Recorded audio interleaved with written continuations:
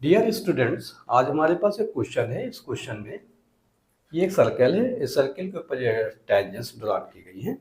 इन tangents में ये P A है एक टेंजेंट, और एक टेंजेंट पी बी है, और एक टेंजेंट यहाँ से क्यू एम है, और एक टेंजेंट है आर एम। यहाँ हमें पी ए की वैल्यू गिवन है 12 सेंटीमीटर। हमें फाइंड करना perimeter of P Q are. ठीक है, तो कैसे फाइंड करेंगे आइए देखते हैं। तो अगर ये क्वेश्चन आपको एमसीक्यूज में मिलता है तो आपको सिर्फ इतना करना है कि perimeter of P Q R equal to क्या होगा, 2 पी है।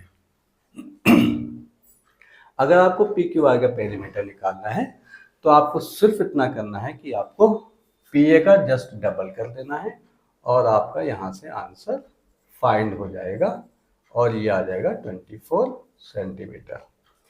पर अगर ये क्वेश्चन 2 मार्क्स में आता है फिर कैसे करेंगे? तब आपको ऐसे नहीं करना है, क्योंकि आपके स्टेप मार्किंग होती है, तो आपको सारे स्टेप इन्वॉल्व करने होंगे। तब कैसे फाइंड करेंगे? तो देखिए उसको कैसे फाइंड करते हैं। तब आपको ऐसे फाइंड करना होगा कि आप पहले लिखेंगे perimeter of P Q are, और आप जानते हैं कि पेरीमीटर जो होता है किसी भी शेप का, वो पेरीमीटर होता है total distance of all sides.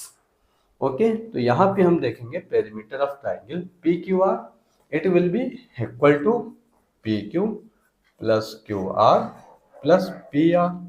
ठीक है, अब ये जो पी क्यू है, इस पी क्यू को हम क्या लिख सकते हैं?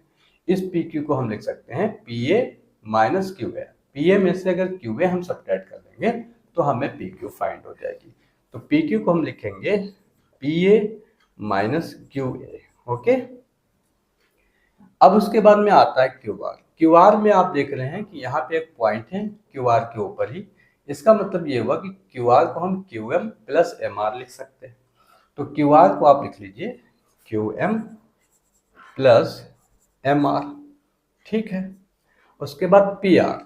अब ये जो पी आर है, पी आर को भी हम लिख सकते हैं P B minus B R, P B minus B R. ठीक, पी बी में से अगर हम बी आर को सब्ट्रैक्ट कर देंगे तो पी आर फाइंड हो जाएगा। ओके, तो अब क्या करेंगे देखिए। अब ये जो पी ए है तो इसको तो पी ए ही लिख लेंगे, क्योंकि पी ए की वैल्यू हमें गिवन है। क्यू ए को आप क्यू ए ही लिख लीजिए प्लस क्यू एम। ये जो क्यू एम है ये क्यू ए के इक्वल होगी। अब ये क्यू एम क्यू ए के इक्वल क्यों होगी? इसका रीजन ये है कि ये क्यू एम एक टेंजेंट है और क्यू ए भी एक टेंजेंट है। ये है एक्सटर्नल पॉइंट। एक्सटर्नल पॉइंट से जो भी टेंजेंट ड्रा की जाती हैं सर्किल पर, वो टेंजेंट आपस में इक्वल होती हैं। क्योंकि आपने पढ़ा होगा, एक थ्योरम है कि tangents drawn from an external point to the circle to the point of contact are equal in length.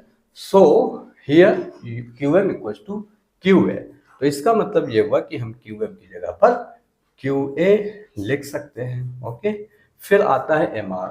अब ये जो MR है ये RB के इक्वल होगा, या MR को MR लिख लें और RB को भी MR लिख सकते हैं। रीजन वही है कि ये एक्सटर्नल पॉइंट है, यहाँ से एक टेंजेंट ये है और एक टेंजेंट ये है। एक्सटर्नल पॉइंट्स जो भी टेंजेंट ड्रा की जाती है सर्किल पर, वो इक्वल होती इन लेंथ। दैट मीन्स कि tangents drawn from an external point to the circle to the point of contact are equal in length. So Rm equals to Rb।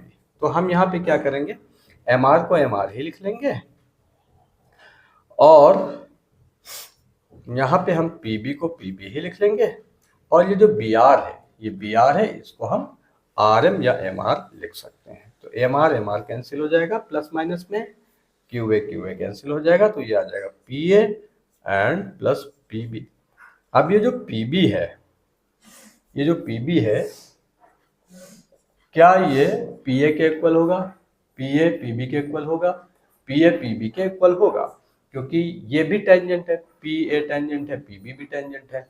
ये external point है, यहाँ से एक tangent ये PA draw की गई है, इस एक्सटर्नल पॉइंट से एक टेंजेंट ये PB ड्रा की गई है। तो tangent drawn from the external point to the circle to the point of contact are equal in length. So PA तो PA ही रहेगा, PB को हम लिख सकते हैं PA।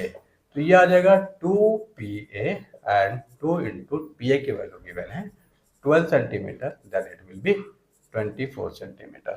तो अगर ये 2 मार्क्स में क्वेश्चन आता है तो आपको ऐसे सॉल्व करना होगा, अगर एमसीक्यूज में आता तो आपको ऐसे सॉल्व करना होगा। Okay, so this is the important question which has been asked many times in board examination class 10th। Okay, thank you.